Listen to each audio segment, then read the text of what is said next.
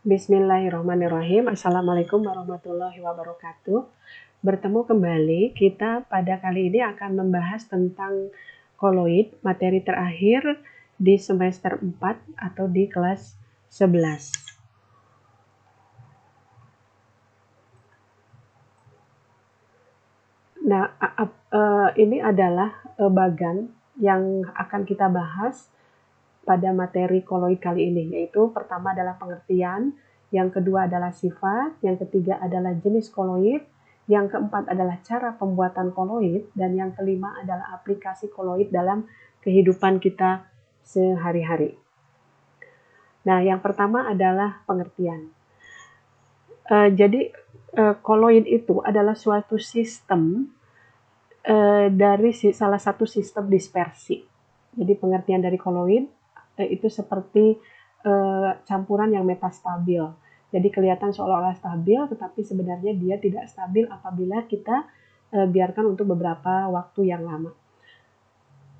Pada koloid itu kita kenal zat terdispersi atau dalam larutan adalah sebagai zat terlarut, dan zat pendispersi dalam larutan adalah sebagai pelarut. Nah, pelarut atau pendispersi pada koloid itu jumlahnya umumnya lebih banyak daripada zat yang terdispersi.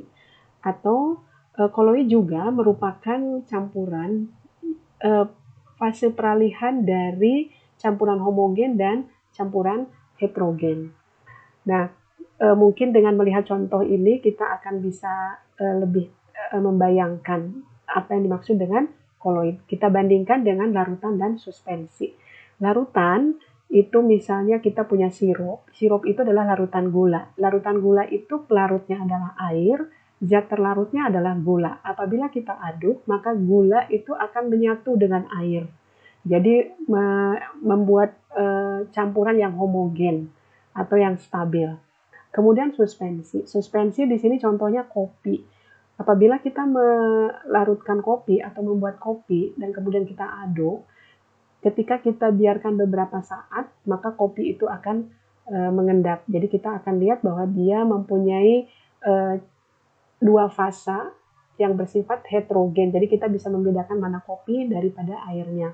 Nah, koloid adalah campuran, misalnya contohnya agar-agar. Itu adalah campuran yang berada di antara larutan dan suspensi, gitu ya. Nah, kalau kita bedakan, maka larutan itu bersifat homogen, hanya terbentuk akhirnya satu fasa, kemudian ukuran partikelnya kecil, 10⁻⁷ cm, dan apabila kita biarkan beberapa lama, dia tidak akan memisah. Juga tidak bisa disaring atau dipisahkan antara zat terlarut dari pelarutnya, atau misalnya gula dari airnya dengan cara disaring. Kemudian kalau suspensi, yaitu contohnya tadi pada kopi, itu bersifat heterogen, kemudian terdiri dari dua fasa dan umumnya kelihatan keruh, ukuran partikelnya juga lebih besar daripada larutan. Apabila didiamkan, tadi juga kita akan lihat bahwa kopi itu akan mengendap di bawah dan jelas kopinya bisa disaring, gitu ya. Nah, koloid itu antara kedua larutan atau campuran dispersi tadi, larutan dan suspensi. Jadi kelihatannya homogen, padahal dia heterogen. Ini bisa kelihatan heterogen itu adalah ketika kita lihat di bawah mikroskop ultra. Kemudian terdapat dua fasa, yaitu fasa terdispersi, itu biasanya jumlahnya lebih sedikit, dan fasa pendispersi, jumlahnya lebih banyak. Misalnya dari contoh agar-agar tadi. Kemudian kelihatannya lebih keruh, kemudian ukuran partikelnya di antara larutan dan suspensi, juga apabila didiamkan dia tidak akan memisah, jadi zat terdispersinya tidak akan terpisah dari pendispersinya, kemudian juga tidak bisa disaring dengan saringan biasa. Nah, kita mulai yang kedua adalah sifat koloid. Sifat koloid yang pertama adalah efek tindal. Efek tindal ini adalah penghamburan cahaya. Kemudian yang kedua adalah gerak Brown. Gerak Brown itu adalah gerakan partikel koloid. Partikel koloid ini adalah zat terdispersinya yang terus-menerus dan patah-patah atau zigzag. Gerakan ini diamatinya oleh mikroskop ultra. Kemudian yang ketiga adalah elektroforesis. Jadi elektroforesis itu yang akan menentukan muatan dari partikel koloid. Jadi gerakan partikel koloid itu mengikuti medan listrik. Nah, dengan gerakan partikel dalam medan listrik sehingga kita bisa mengetahui muatan dari koloid. Kemudian yang keempat adalah adsorpsi. Adsorpsi adalah proses melekatnya suatu zat, ion atau molekul netral pada permukaan padatan koloid atau cairan koloid. Yang kelima adalah koagulasi. Koagulasi adalah peristiwa penggumpalan atau pengendapan partikel koloid. Nah, ini akan kita bahas satu per satu. Kita mulai dari efek Tyndall. Nah, efek Tyndall itu terjadi apabila sinar dilewatkan ke dalam suatu celah yang mengandung sistem koloid. Maka pada sistem koloid, cahaya atau sinar itu akan diteruskan dan kelihatan jalannya atau kelihatan cahaya itu. Berbeda dengan sistem larutan. Jadi kalau pada sistem larutan, ketika dilewatkan cahaya ke dalam sistem larutan, maka cahaya itu tidak diteruskan, tidak dihamburkan. Nah, contoh ini sering kita dapatkan dalam kehidupan sehari-hari, misalnya ketika pengendara mobil di jalan yang melewati kabut, misalnya ya, kita akan melihat sorot lampu itu akan kelihatan sinarnya. Kemudian juga misalnya pada sinar di bioskop itu ya, kalau kita nonton di bioskop itu juga merupakan efek Tyndall. Nah, efek Tyndall yang lain itu adalah pada fenomena alam di mana kita bisa melihat langit berwarna biru pada siang hari dan berwarna jingga di sore hari. Nah, itu cahaya matahari yang melewati sistem koloid di angkasa itu akan dihamburkan oleh sistem koloid apabila dia memiliki intensitas cahaya dan frekuensi yang sama, maka dia akan dihamburkan oleh sistem koloid. Nah, itu tentu saja dengan intensitas yang berbeda-beda. Pada siang hari, ketika intensitas dan frekuensinya tinggi, yaitu warna biru, itu biasanya dia akan dihamburkan oleh partikel koloid di angkasa sehingga kita lihat langit berwarna biru.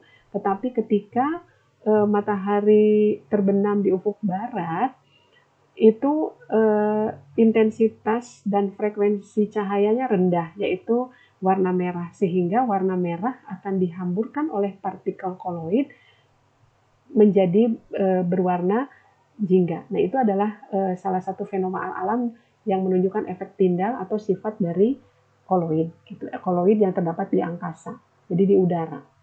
Yang berikutnya adalah gerak Brown. Nah, gerak Brown itu disebabkan oleh tumbukan. Jadi partikel-partikel koloid itu bertumbukan dan partikel koloid yang bertumbukan itu antara zat terdispersi dengan pendispersi. Nah, karena tidak seimbang tumbukannya itu, maka gerakannya itu kacau, jadi atau acak atau zigzag. Nah, gerak Brown ini juga menjadikan koloid itu bersifat stabil karena gerakan koloid yang terus-menerus atau patah-patah atau zigzag itu akan mempengaruhi atau memperkecil pengaruh gravitasi dan menyebabkan koloid tidak akan mengendap. Jadi penstabil. Jadi gerak Brown itu sebagai penstabil koloid. Yang berikutnya adalah elektroforesis. Elektroforesis ini adalah sistem koloid yang ke dalamnya dicelupkan dua elektroda, yaitu katoda dengan anoda. Jadi katoda dengan anoda itu adalah elektroda. Ini akan dipelajari nanti di kelas 12 semester 5. Nah, karena koloid itu akan terpengaruh oleh perbedaan medan listrik, sehingga apabila koloid itu bersifat atau bermuatan negatif, maka dia akan bergerak ke arah anoda. Jadi muatan yang berlawanan. Kemudian apabila sistem koloid itu bermuatan positif, maka dia akan bergerak ke arah elektroda negatif. Jadi elektroforesis ini juga adalah salah satu kegunaan untuk menentukan muatan dari suatu sistem koloid. Nah, dalam dunia kepolisian biasanya dia digunakan untuk mengidentifikasi DNA atau mengidentifikasi protein pada DNA, gitu ya. Itu adalah salah satu penerapan dari elektroforesis. Kemudian adsorpsi. Jadi adsorpsi itu adalah sifat koloid yang dapat menyerap ion atau molekul netral pada permukaannya. Nah, untuk bisa mengadsorpsi itu minimum harus ada 2 macam zat, yaitu zat yang tertarik disebut adsorbat, dan zat yang menarik disebut sebagai adsorban. Jadi ini contoh, di sini ada gambar contoh silika gel dengan deodoran. Nah, ini adalah salah satu contoh dari adsorpsi gitu ya. Nah, partikel koloid itu mempunyai kemampuan menyerap ion atau muatan listrik pada permukaannya. Jadi partikel-partikel koloid itu bisa menyerap gitu ya. Nah, karena itu partikel koloid itu bermuatan listrik. Nah, penyerapan pada permukaan ini yang disebut dengan adsorpsi gitu ya. Nah, yang berikutnya adalah keempat, yaitu sifat koagulasi gitu ya. Koagulasi. Nah, koagulasi ini merupakan peristiwa penggumpalan atau pengendapan koloid. Bisa terjadi secara mekanis, juga secara kimiawi. Nah, kalau secara mekanis, peristiwa koagulasi itu contohnya adalah melalui pemanasan dan pendinginan. Misalnya sel darah itu apabila dipanaskan, maka dia akan menggumpal. Tapi contoh lain misalnya pada koloid agar-agar, maka ketika didinginkan, koloid itu akan menggumpal. Itu akan mengalami koagulasi. Itu pengaruh mekanis. Ketika koagulasi secara kimiawi itu adalah dengan penambahan dari zat elektrolit gitu ya. Nah, karena koloid itu bermuatan, apabila dia bermuatan positif, ketika ditambahkan zat yang bermuatan negatif, maka dia akan menggumpal. Gitu pun sebaliknya. Jadi apabila koloid itu bermuatan negatif dan ditambahkan zat elektrolit yang bersifat positif, maka dia juga akan menggumpal. Jadi membuat ukuran koloid itu semakin besar. Itu terjadi pada contohnya tinta dan pada terjadinya delta, yaitu pengendapan di muara sungai oleh larutan elektrolit yang terkandung dalam air laut. Contoh lain adalah misalnya ketika kita luka, maka ion Al3+ atau Fe3+ itu akan menetralkan partikel albuminoid yang terkandung dalam darah, sehingga terjadi penggumpalan untuk menutup luka. Nah, itu juga sifat dari koagulasi. Kemudian sifat ada lagi, yaitu untuk sebagai pelindung, biasanya adalah untuk melindungi koloid agar tidak mengalami koagulasi. Jadi justru ini adalah kebalikannya. Jadi koloid pelindung itu adalah koloid yang ditambahkan agar tidak mengalami koagulasi. Jadi biasanya misalnya pada pembuatan es krim itu digunakan gelatin agar air dengan gulanya tidak mengkristal. Itu jadi gelatin itu sebagai koloid pelindung, atau cat dan tinta agar bisa bertahan lama biasanya ditambahkan minyak silikon, atau untuk menstabilkan butiran-butiran halus air dalam margarin itu ditambahkan koloid pelindung lecithin misalnya, atau misalnya sabun itu bisa juga disebut sebagai emulgator, juga sebagai koloid pelindung. Biasanya itu kalau kita menemukan misalnya kan antara air dengan minyak itu kan tidak bisa bercampur. Nah, untuk bisa mempertahankan koloid itu maka ditambahkan sabun. Jadi sabun itu sebagai koloid. Ada juga koloid yang dinamakan dengan liofil, dan liofob. Koloid yang memiliki medium dispersi cair, jadi kalau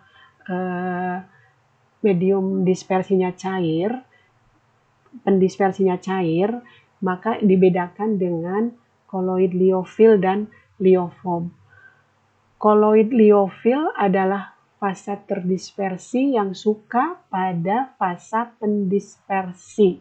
Itu liofil. Lio itu berarti cairan, kemudian fil itu artinya suka. Itu dari bahasa Yunani. Jadi antara koloid kepada koloid yang liofil itu terjadi gaya tarik-menarik yang besar antara zat terdispersi dan medium pendispersinya. Misalnya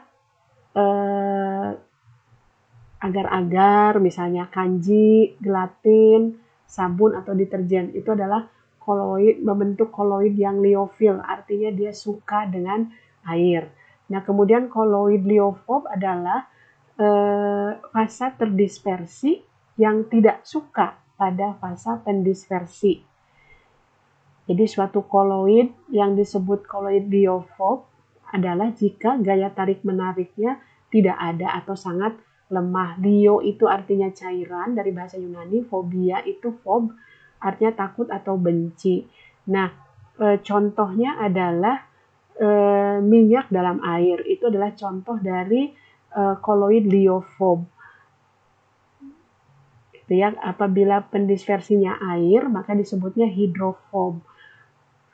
Atau kalau pendispersinya air, suka air, maka dia disebutnya hidrofob. Jadi kalau liofob itu adalah fasa terdispersi yang suka terhadap medium pendispersi. Nah, kalau medium pendispersinya cair, kalau dia suka dengan air, maka disebutnya hidrofil. Tapi kalau dia tidak suka dengan air, apabila ini medium pendispersinya air, maka disebutnya hidrofob.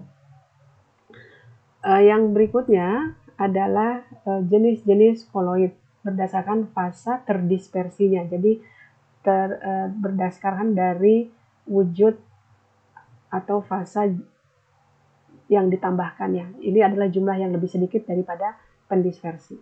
Kalau zat terdispersinya cair, maka kita katakan jenisnya adalah jenis koloid emulsi namanya. Contohnya misalnya santan, nanti kita akan bahas satu persatu.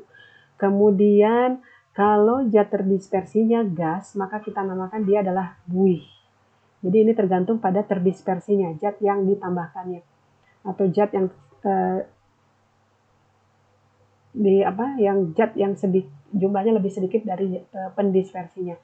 Kemudian zat kalau yang terdispersinya padat, maka dinamakannya sebagai sol. Nah, contoh misalnya, zat terdispersinya cair. Apabila terdispersi cair dilarutkan atau didispersikan pada pendispersi padat, disebutnya sebagai emulsi. Jadi terdispersi cair itu namanya adalah emulsi. Apabila pendispersinya padat, maka disebutnya emulsi padat. Ingat bahwa pendispersi itu adalah jumlah yang banyak. Jadi kita akan lihat dalam bentuk wujud benda aslinya gitu. Jadi pendispersi padat, maka kita lihat bahwa koloid itu berupa padatan. Kemudian kita lihat contohnya misalnya pada mentega atau keju, itu berupa padat, tetapi kita lihat dia masih mengandung air karena kita rasakan dia lebih lembek gitu ya. Nah, itu berarti pendispersi padat yang terdispersinya cair. Jadi zat terdispersinya cair dalam pendispersi padat. Nah, kemudian contoh yang lain adalah pendispersi cair. Jadi terdispersinya cair pada pendispersi cair. Biasanya disebutnya sebagai emulsi atau emulsi cair. Nah, emulsi cair biasanya disebutnya sebagai emulsi saja.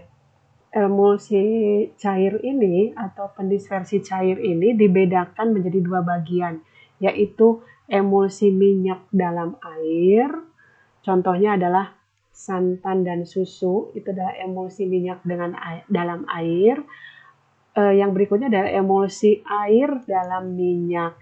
Misalnya adalah minyak ikan atau minyak bumi, itu adalah juga sama koloid, jadi jenis emulsi cair. Yang berikutnya adalah jika terdispersinya gas dalam pendispersi padat, jadi dinamakan buih. Jadi kalau terdispersinya gas, maka dinamakannya buih. Nah, apabila pendispersinya padat, maka disebutnya buih padat. Contohnya adalah batu apung. Ini biasanya kadang-kadang sering digunakan untuk membersihkan kitchen set atau porselin atau juga kaki biasanya. Kemudian contoh lain adalah busa. Jadi kita lihat di dalam padatan ini terkandung di dalamnya terdispersi gas. Jadi ada gas-gas di situ. Kemudian contoh lain misalnya styrofoam misalnya. Kemudian pendispersi cair atau buih cair itu biasanya buih sabun. Jadi pendispersinya cair. Ini dalam cairan, ya, dan ini juga misalnya buih soda dalam cairan. Kita lihat ada butiran-butiran gelembung gas. Nah itu artinya pendispersi cair. Zat yang terdispersinya adalah gas. Jadi gas terdispersi dalam medium cair. Nah itu adalah buih cair. Kemudian yang berikutnya adalah pendispersi padat. Terdispersi padat. Masih dalam pendispersi padat dan pendispersi cair. Nah, disebutnya adalah sol. Apabila terdispersinya padat, disebutnya adalah sol. Contohnya adalah kaca warna atau mutiara. Itu adalah terdispersi padat dalam pendispersi padat. Kemudian pendispersi cair. Pendispersi cair itu misalnya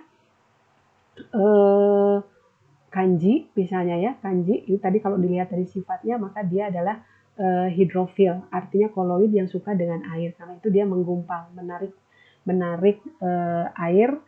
Nah, itu contoh lain adalah misalnya cat warna itu juga adalah zat terdispersi padat dalam pendispersi atau medium pendispersi cair. Nah, kemudian ini yang terakhir. Nah, yang terakhir ini bukan terdispersi, tapi ini adalah pendispersi. Kalau pendispersinya gas, nah kita dispersikan padat, terdispersinya padat dalam gas, maka kita sebutkan sebagai aerosol. Jadi kalau terdispersinya padat dalam medium pendispersi gas disebutnya adalah jenis aerosol. Jadi aerosol padat dan aerosol cair apabila terdispersinya cair. Jadi yang tadi dibalik. Kalau tadi terdispersi, kalau ini pendispersinya yang gas, yang terdispersinya yang padat dan cair. Kemudian contohnya adalah aerosol padat itu adalah debu misalnya. Itu adalah aerosol padat. Ini banyak di alam. Jadi di sekitar kita. Kemudian juga asap dari kendaraan bermotor atau otomotif itu juga aerosol padat. Kemudian terdispersi cair atau aerosol cair, terdispersi cair dalam medium gas itu misalnya awan atau kabut gitu ya. Nah, secara kalau kita buat tabel dari penjelasan tadi, kita bedakan ini contoh-contohnya, yaitu pendispersi padat cair, padat terdispersi cair. Maka jenisnya adalah emulsi. Jadi namanya adalah kalau terdispersinya cair namanya emulsi. Jadi ada emulsi padat kalau pendispersinya padat. Emulsi cair kalau pendispersinya cair. Nah, jenis contohnya adalah tadi sudah disinggung mentega dengan keju, susu, dan santan ada emulsi cair atau disebutnya emulsi saja. Nah, sekarang kalau pendispersinya padat dan cair, terdispersinya dalam gas, maka disebutnya buih. Jadi kalau terdispersinya gas, maka disebutnya buih. Buihnya buih padat dan buih cair, tergantung dari pendispersinya. Buih padat berarti busa atau batu apung atau styrofoam. Buih cair misalnya sabun atau soda, minuman bersoda. Nah, apabila terdispersinya padat, maka disebutnya sol. Sedangkan sol padat adalah terdispersi padat dalam medium padat. Ya, contohnya adalah misalnya kaca warna atau mutiara. Nah, kalau sol cair itu adalah terdispersi padat dalam pendispersi cair. Misalnya kanji atau cat. Nah, sekarang yang ini dibalik, untuk yang pendispersi, itu pendispersinya adalah gas, sedangkan zat terdispersinya adalah cair. Nah, itu disebutnya adalah aerosol. Aerosol ini kalau pendispersinya gas. Jadi kalau pendispersinya gas namanya adalah aerosol. Nah, aerosol padat tergantung terdispersinya. Terdispersinya padat maka disebut aerosol padat, misalnya debu dan asap, atau aerosol cair apabila dia terdispersinya cair dalam medium pendispersi gas, misalnya kabut atau awan. Nah, sekarang apakah ada koloid akan terbentuk apabila pendispersinya gas dan terdispersinya gas? Ya kan? Kalau di sini kan tadi kombinasinya atau variasinya adalah antara cair, gas, dan padat. Tetapi apakah akan terbentuk koloid apabila zat itu dicampurkan antara pendispersi gas dengan terdispersi gas? Nah, itu tidak akan membentuk koloid. Yang akan terbentuk adalah larutan. Jadi larutan harus diingat itu tidak selalu harus berwujud cair. Jadi kita bisa mengatakan udara itu adalah sebuah larutan. Artinya bukan koloid gitu ya. Koloid itu apabila dia sudah terkandung padatan di situ, misalnya seperti debu ada padatan misalnya gitu ya. Nah, jadi berbeda dengan udara. Udara itu adalah campuran dari gas-gas, misalnya gas nitrogen, hidrogen, uap air dan seterusnya. Nah, itu akan membentuk larutan. Jadi bukan jenis koloid. Nah, yang berikutnya adalah pembuatan koloid. Pembuatan koloid itu ada dua, yaitu mengubah dari sistem larutan menjadi sistem koloid dengan cara kondensasi. Nah, cara kondensasi ini ada sekitar 5 ya. Itu pengendapan, redoks, penggantian pelarut, substitusi dan hidrolisis. Kemudian ada juga pembuatan koloid itu dari sistem suspensi. Suspensi apabila kita mau mengubah menjadi sistem koloid, maka itu kita lakukan dengan cara dispersi. Nah, dispersi ini ada 4, yaitu mekanik, Bussur-Bredig, homogenisasi, dan peptisasi. Nah, kita lihat misalnya pada kondensasi. Kondensasi itu tadi ada redoks, ada pengendapan, kemudian penggantian pelarut, ada juga hidrolisis dan substitusi. Nah, dengan redoks itu misalnya pada pembuatan sol belerang. Sol belerang itu berwujud padat ya, dibuat dari reaksi antara gas H2S yang dialirkan ke dalam SO2. Kemudian pembuatan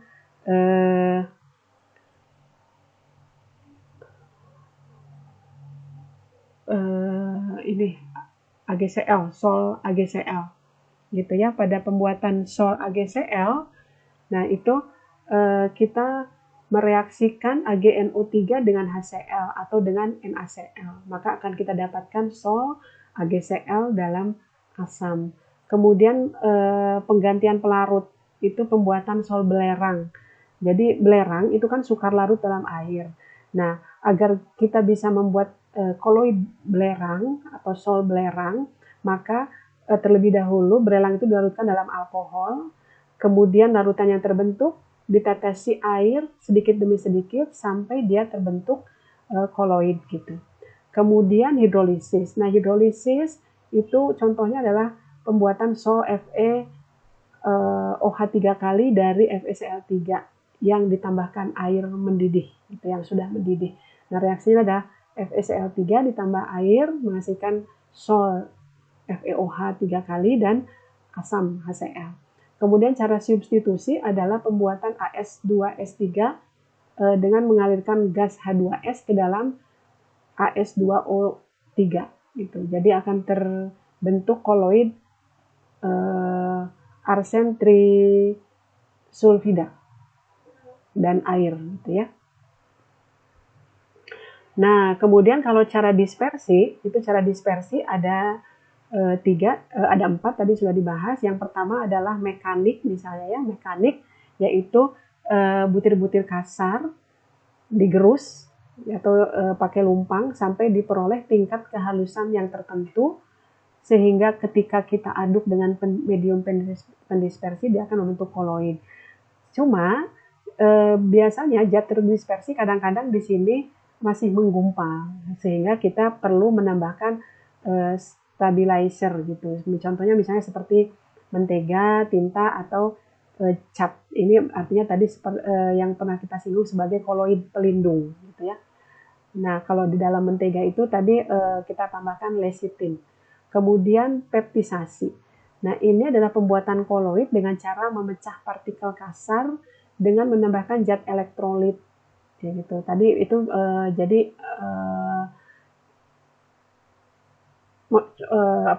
seperti contohnya tadi pada koagulasi itu ya.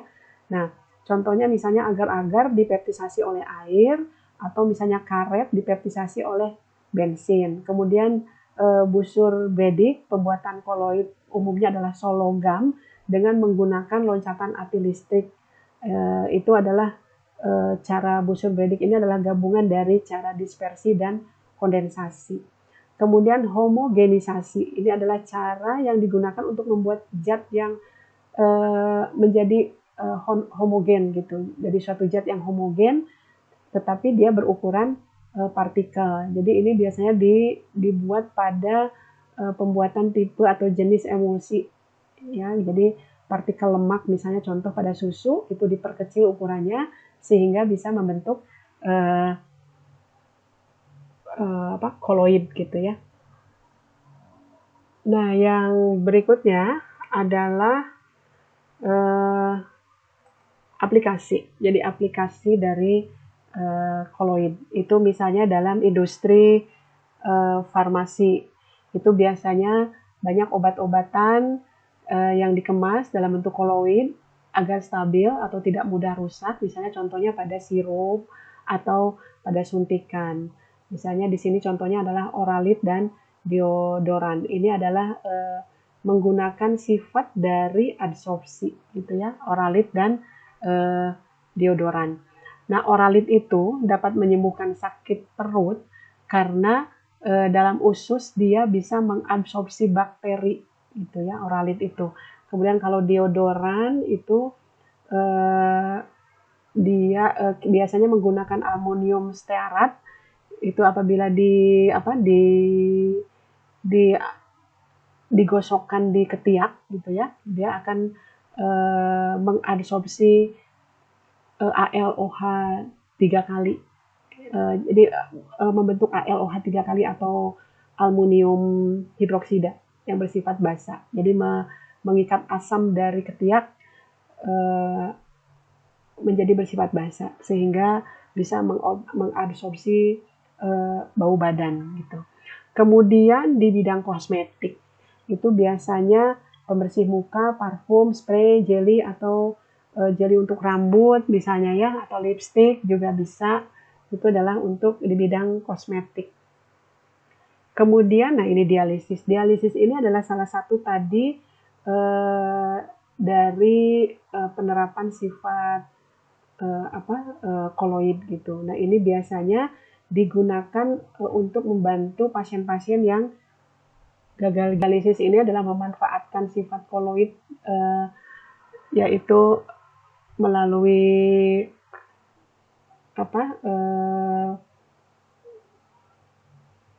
cairan koloid yang beracun, misalnya darah misalnya ya.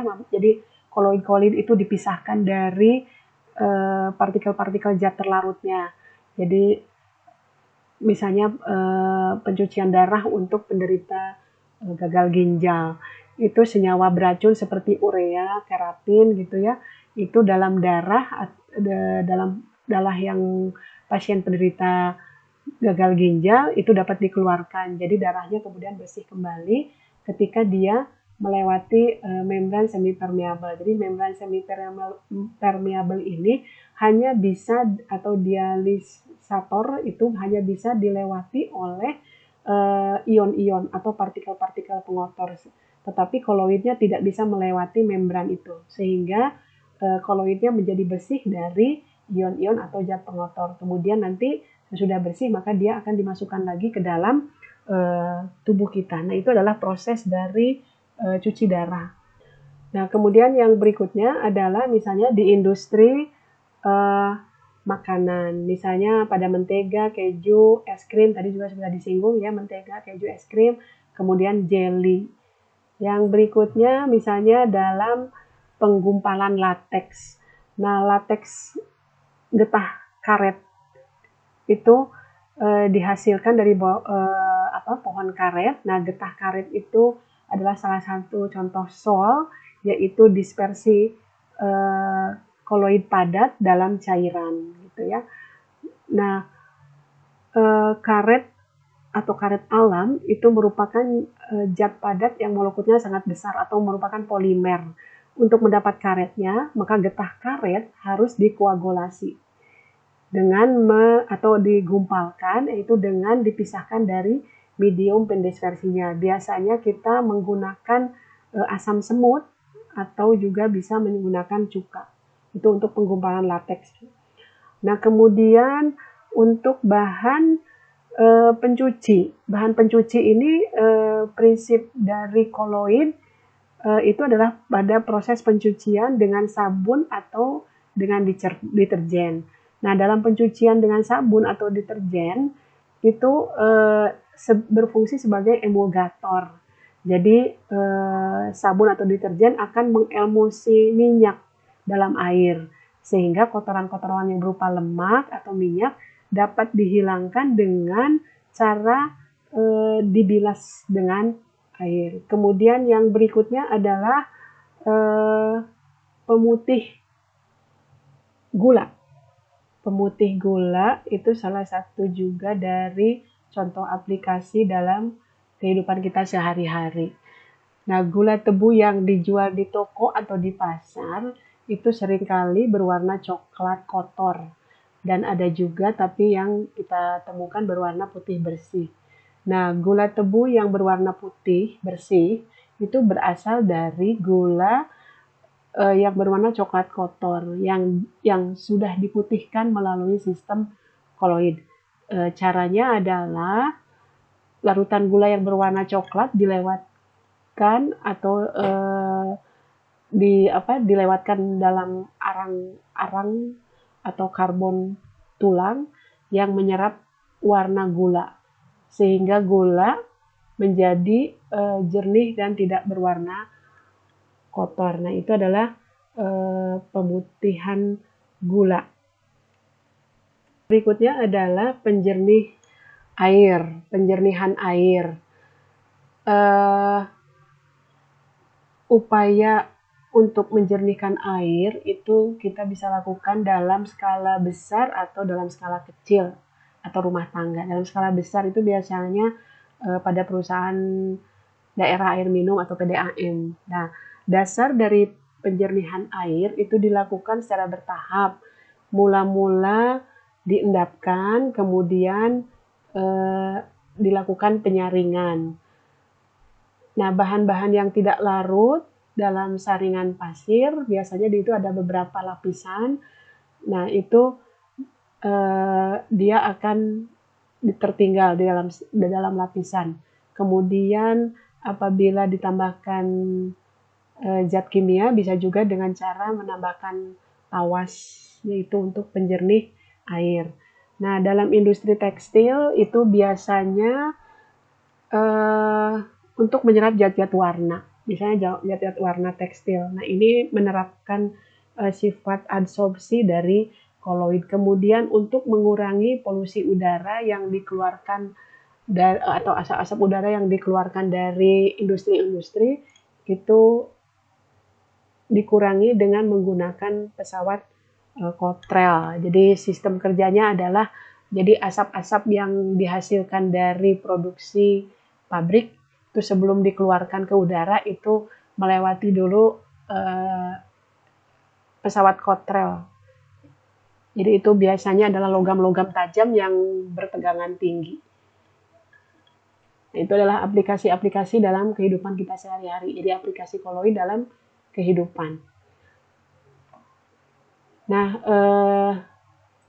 demikian uraian atau penjelasan tentang materi koloid. Silakan berikan komentar apabila ada yang mau ditanyakan tentang materi ini. Terima kasih. Assalamualaikum warahmatullahi wabarakatuh.